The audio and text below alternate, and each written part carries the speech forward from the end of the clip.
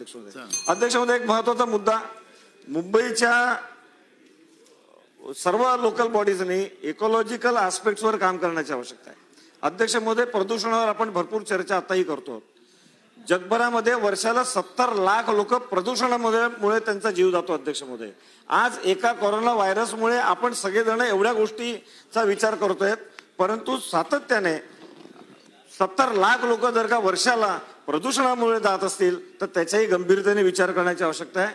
अध्यक्ष महोदय, मुंबईची स्थिती, मुंबई ही दुसरी दिल्ली बनत चाललेली अशा पद्धतीची स्थिती आहे. या ठिकाणी एअर क्वालिटी इंडेक्स जर का आपण पाहिला अध्यक्ष महोदय, तर डिसेंबर महिन्यामध्ये 279 होता. जानेवारी महिन्यामध्ये मुंबईचा एअर क्वालिटी इंडेक्स 260 होता. ह्या महिन्यामध्ये 281 अध्यक्ष महोदय. आणि फेब्रुवारीचा एक दिवस तर असा होता की बीकेसी जवळ 336 हा एअर क्वालिटी इंडेक्स होता. अध्यक्ष महोदय, 50च्या पेक्षा एअर क्वालिटी इंडेक्सचा वर जाता का म्हणे. आज आम्ही 250च्या एअर क्वालिटी इंडेक्सवर मुंबईकर कशा पद्धतीने जगतात आपण समजू शकता.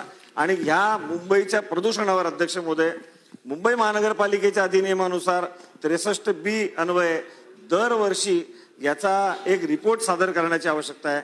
तो सादर होतो परंतु त्याच्यावर कार्यवाही होत नाही. त्याच्यामुळे माझी मागणी आहे नगरविकास खात्याकडे की मुंबई महानगरपालिकेचा 63B अन्वये हे होत नसल्यामुळे आपण ते करण्याची आवश्यकता आहे. मुंबईच्या प्रदूषणाच्या संदर्भात काय कार्यवाही होते याच्या संदर्भात एक व्हाईट पेपर हा आणण्याची आवश्यकता आहे. अध्यक्ष महोदय, ठिकठिकाणी क्वालिटी इंडिकेटर्स असण्याची आवश्यकता आहे.